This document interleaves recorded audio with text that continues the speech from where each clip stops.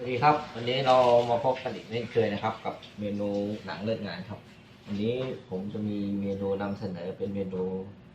แกงเผ็ดหมูป่าครับผมเดี๋ยวมาดูกันว่าแกงเผ็ดหมูป่าสูตรมิสเตอร์เทพต้องทำยังไงครับ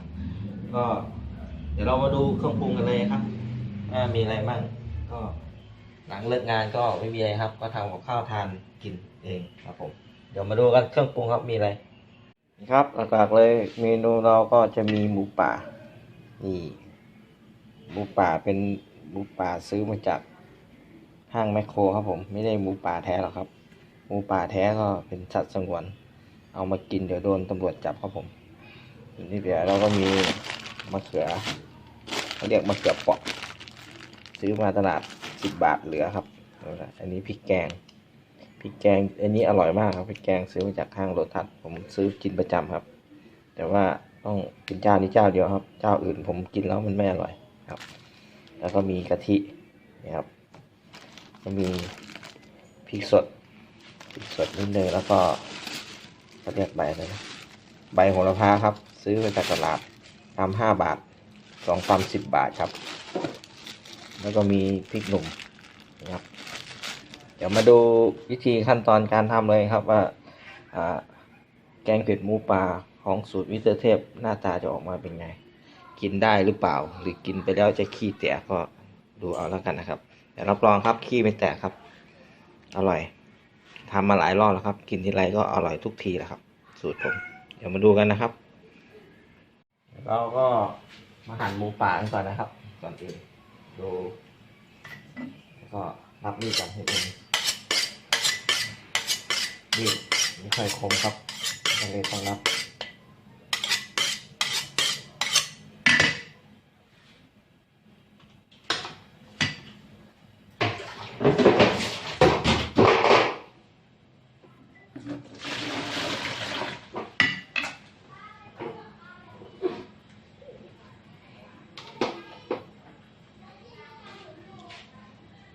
ก็เมนูนี้ทำเองกินเองครับไม่มีไผกินนำครับผมก็อร่อยดีทำคนเดียวกินคนเดียวแฟร์ดีครับผม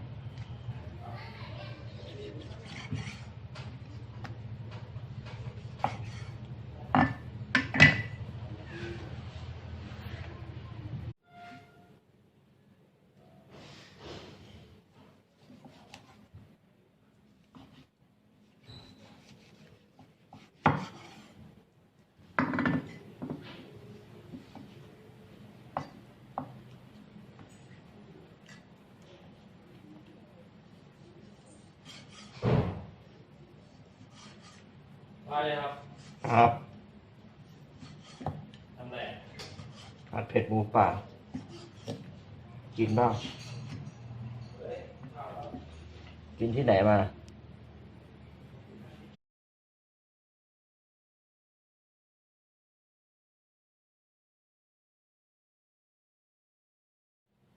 ช่างกลช่างดุลชุดเดินอากาศยานได้มิกอะมิกอะนี่มันติดโครงการ BMW โครงการอะไรไหมเพื่อทวีวัคคีไงเรียนด้วยทำงานด้วยเขาจะจ่ายเบี้ยแค่ให้วันละ300ที่อยู่พักฟรีมันก็ดีนี่ทำไมไม่เรียนมันบอกมันย้ายมาจากหอนะอยู่คนเดียวเนี่ยแต่จ่ายแล้ว4,000เต็มแล้วเพื่อนมาอยู่เลยดิใครยังย้ายออกมาอยู่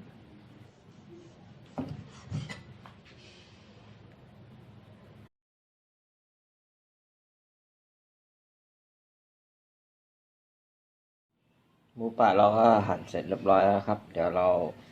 มาดูวิธีการทำเลยนะครับว่าจะเป็นยังไงกับผัดเผ็ดหมูป่าครับผม